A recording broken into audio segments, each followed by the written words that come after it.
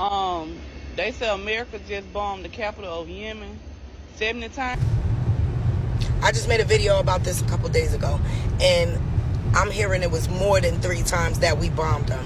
That's crazy, because the president of Yemen, when he was on the news before we bombed them, he said, if you attack us, y'all not gonna know what hit y'all. Mind you, they're fighting over a nuclear missile that they're building over there, and we had no idea. Trump had no idea that it was going on. That's what all this shit is about. So why you think today they passed the no-fly zone as of April 25th? Nobody in the U.S. You think you going to the Bahamas in the summer? You traveling this summer? You ain't going nowhere. Trump parked y'all brakes. Ain't nobody traveling no motherfucking where. And what's crazy is our stations in America is not covering it. You're finding it out from other people. You can go to your local store, in the Aki store, and see that them motherfuckers is mad as fuck. Listen, I don't know what Iran know that we don't know, but they better know something that we don't know, because the world knows it's about to look like Pearl Harbor over there. The world know it. They know it. Like, is it worth it? Like, do you care about your citizens? Like, is a nuclear weapon that important that you will risk your life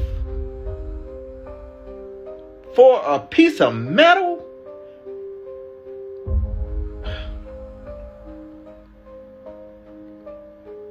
It just doesn't make sense to me. It doesn't add up. I mean, I understand that you believe in God, and I understand you standing for what you believe in, right? But there's a thin line between crazy and insane. And Iran is definitely walking that line. Definitely walking that line. Iran can strike any place in the world. Iranian Navy Commander General Tangsiri dropped this bombshell. Iran's no missile range is 2,000 kilometers, easily covering every US base in Persian Gulf, West Asia, and Israel. But Tangsiri takes it one major step further. He revealed Iran's real missile range is undisclosed, strongly suggesting it could go well beyond 2,000 kilometers. Tangsiri warned any location that launches an attack on Iran will be struck in return. Now here comes a much bigger threat. He refers to the Gulf of Mexico and says Iran's now able to respond here if attacked. This waterway borders the United States, Mexico, and Cuba. It's the first time that Iran has threatened this region, and that means for the first time, Iran has declared that the retaliation might put the US mainland under threat. Breaking news. If you haven't heard, the United States has been amassing stealth bombers and other weaponry on the island of Diego Garcia in the Indian Ocean because it's very close to Iran and able to attack their nuclear facilities that they've been trying to make Iran get rid of. Well, Iran has finally stated a statement and stated that they will bomb the entire island if the United States does anything. Now it's being reported that the United States is amassing a large fleet around the island or near the island. It's a fucking shit show, everybody. So, you know, if you drink some more. Fuck it. Is the United States getting ready to move on Iran? Hearing things, we got about 5 weeks. Something's gonna happen one way or the other. What are your thoughts?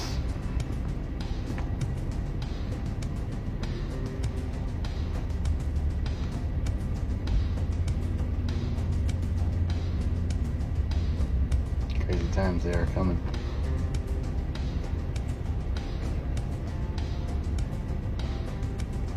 You ready? You might want to get there. Things are moving. Just take a look. Search for yourself. I'm not worried, but something's going on. Iran is threatening strikes on U.S. bases. Trump is deploying stealth bombers and carriers to the region. Are we heading for all-out war? This is a deeply alarming situation. I mean, when you've got Iran openly threatening preemptive strikes and the U.S. ramping up its military presence with nuclear-capable bombers, the risks are just off the charts. Historically, these kinds of escalations, they often lead to miscalculations. One wrong move and we could be looking at an all-out war across the region, pulling in multiple nations. And let's not forget Iran's nuclear program. They're already enriching uranium close to weapons grade levels, and if they feel provoked, they could weaponize within weeks. And if they withdraw from the NPT, that's a global game changer, one that could completely destabilize international security. So the real question is, can diplomacy actually pull us back from the edge, or is this just going to spiral completely out of control? Breaking news, Russia has warned the United States if they are to strike Iran, there will be catastrophic consequences. 1 minute these hoes is friends, the next minute these bitches is fighting. What the fuck? Just so that we're all on the same page here, if Donald Trump brings the United States into a war, we're going to lose. And this possibility is looking realer than ever with his threats to use our military to annex Greenland. And I'm telling you right now, if we go into a war, it will be a world war. It will be World War III. I'm not exaggerating. This isn't a metaphor. And you may be thinking to yourself, but we have the largest military in the world. That's not possible. Okay, but here's what you don't understand. We are 5th in the number of enlisted in the world, the number of military enlisted. And second of all, it is very difficult to convince soldiers and people in the military to die for a cause that they don't believe in. If you just arbitrarily start a war, you are going to face a lot of power struggles and internal issues within the military. People will be fleeing the United States. People will be deserting the military. This is not something that the United States has a real chance of winning. And furthermore, we have no allies. We've turned our backs on every single ally. And even right now as we speak, other countries are forming alliances without the United States in preparation for war against us. And really, who's going to come to our aid? Not Canada. Not Mexico. El Salvador is going to come save the day? I think not. I guess we should start getting our cans together, or it's time to get out. Beijing declaring it's prepared to go to war with America. The alarming words reflect China's fury over Donald Trump's trade tariffs and coincides with a dramatic boost to its defence spending.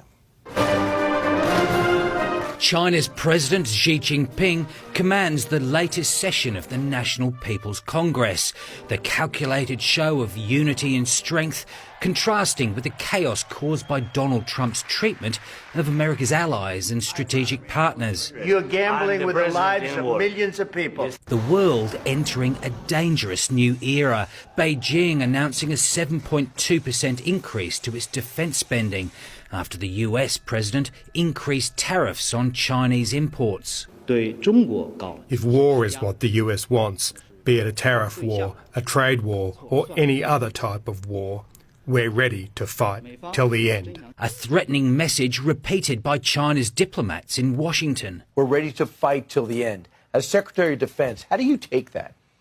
Well, we're prepared. Those who long for peace must prepare for war. Australia's military preparedness tested by 3 Chinese warships conducting live fire drills and a circumnavigation of the continent. That, God forbid, a war could happen. Elbridge Colby, Donald Trump's choice for US defence policy advisor, saying Australia's defence spending is well below the 3% of GDP the President expects. We need to get to 3% of defence spending because it's in our national security interests. Our defence policy is to increase our defence expenditure. That's what we're doing. China isn't the only defence challenge. Under Donald Trump, the US is retreating as Western Europe's security guarantor, which means all of America's traditional allies will have to step up if Russia is to be defeated. Real quick, I just want to say I told you so. Nah, I told you this guy was starting that WW3. The smart people want to believe me, but the non-smart people don't want to believe me. And here it is. It's coming. And one real quick important thing I want to point out is it's not Iran's fault. Iran, in fact, has multiple times said that they don't want war, they don't want to do anything like that. It's all Trump's fault. Well, yeah, mostly Pissreal's fault. So just a quick rundown, Pissreal's been asking the U.S. to go after Iran for a long time. All the other presidents have said no. Dumpy Trumpy, of course, said yes. Yeah, Trump doesn't care about the American people or, the military members or anything like that. In fact, he also did some fraudulent paperwork to get him out from joining the service because, he's a scared lope. And so now Stumpy Trumpy wants to go after the nuclear sites. And I just want to say, just from the stuff that I've seen personally, they're not winning Iran. They're not beating Iran. Iran is about to put the hurting on them. Sometimes people think they're looking at mountains. They're not. They're bunkers. They got full-on towns under there, like just they're ready to go. And the missiles that I've just seen, not even the ones that they hide, the ones that I've seen, like, you know, around the internet and stuff like that, crazy. And if they want to blame Hezbollah for using Iran's weapons, if they want to blame Hamas for using Iran's weapons, if they want to blame Yemen for using Iran's weapons, all those weapons have been, you know, putting these people in place. So what do they think Iran's going to do? If they really want to blame Iran, what do you think is going to come at you? And all the military equipment and weapons and everything that USA has already given piss real, yeah, their stockpile running a little low there. Their defense missiles running a little low there. So yeah, we'll see what happens. Let's pray for the people of the Middle East, the people of Iran, and let's hope that this doesn't go any further. Hopefully they just take out, you know, the main people in charge here and call it a day. Do us all the favor, honestly. And as always, free us all. Are the US and Iran readying for war? That's our top focus tonight on Gravitas. At the moment, things seem to be heading in the direction of a far more dangerous war in West Asia, one between America and Iran. You see, so far, they have fought via allies, but today those tensions have edged closer to the point of no return. After US President Donald Trump's explosive remarks where he vowed bombing if Tehran refuses to accept a new nuclear deal, Iran has reportedly called for preemptive strike on a remote US military base in the Indian Ocean. The Diego Garcia military base. You heard that right. According to the British daily The Telegraph, Iranian military commanders are facing calls for preemptive strike on the Chagos Island base before US President Donald Trump uses it to attack the Islamic Republic. What's the trigger, you ask? America's deployment of B-2 Spirit jets there, aptly called ghosts in the sky. The B-2 bombers basically are capable of slipping past even the most advanced air defenses. And according to the latest satellite imagery, at least 3 B-2 Spirit jets arrived at the strategic outpost last week. Remember, the Diego Garcia base serves as a key launchpad for US-UK operations, especially in West Asia.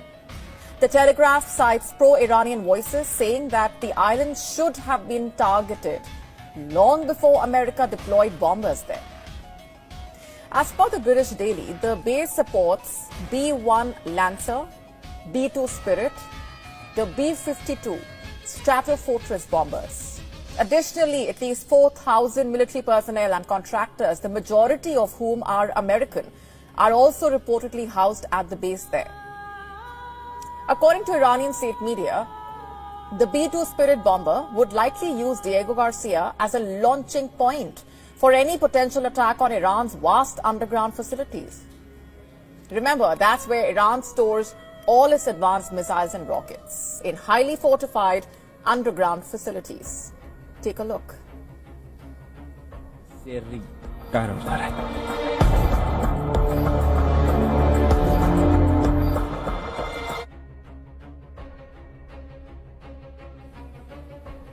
But you see, experts say that unlike other conventional weapons, the American B-2 bombers are capable of striking underground compounds. In fact, that is B-2 Spirit jet's unique feature. So in case a war with Iran does break out, America could potentially use the B-2 bombers to target Iran's underground missile cities. And with these now stationed in Diego Garcia, Iran sees a direct threat. Because that's not all. Satellite images also show at least 3 C-17 cargo planes and 10 aerial refueling tankers at the Diego Garcia base, and these seem to have arrived here recently. And we've told you last week about the latest deployments. And then there is also the matter of the base itself. The highly strategic base has been used as a staging point for US strikes in West Asia on multiple occasions in the past. Iran is provoked. But Tehran is also not buckling under American pressure. An advisor to Iran's supreme leader has issued Iran's most alarming threat yet. If attacked, Iran will have no choice but to develop nuclear weapons. And these comments also come after Khamenei himself promised to hit back if Donald Trump carried out his threat to bomb Iran, if it did not make a deal to curb its nuclear program. The enmity from the US and Israel has always been there. They threaten to attack us, which we don't think is very probable, but if they commit any mischief, they will surely receive a strong reciprocal blow. And Iran also sends its message to the UN Security Council in a letter by its UN ambassador. Tehran has condemned what it described as warmongering provocations by America. And adding to the volatility, the Islamic Revolutionary Guard Corps, or IRGC, also making its position clear. Brigadier General Amir Ali Hajizadeh has warned that the US is sitting in a glass house. The Iranian general, in fact, has warned that American forces are dangerously exposed, saying that 10 American bases and 50,000 American troops in the region are within Iran's reach. Meanwhile, Ali Larijani, a top Iranian politician, has raised a rather important issue. Threats aside, could Iran actually build a nuclear weapon under a nuclear fatwa? Larijani says Iran could rethink it if the United States or Israel attacks Iran.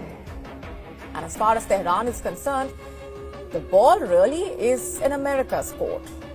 So suffice to say, tensions between Iran and the US are at an all-time high, and they have escalated since Trump has returned to the White House. Since taking office in January, Trump has reinstated what has been described as a maximum pressure policy. During his first term, that meant US withdrawing from the landmark agreement on Iran's nuclear program and reimposing sanctions on Tehran. In his second term, it is edging towards an all-out war, it seems. How close is war? It's hard to say, but things have definitely moved beyond just verbal threats. But could a war actually break out? Would Iran actually strike first? If so, what would an Iranian preemptive strike look like? Is Donald Trump serious about bombing Iran? Or is this yet another calculated move on his part to force Iran into negotiations? We will have to wait and watch. To stay up to speed with the latest news, download the WION app and subscribe to our YouTube channel.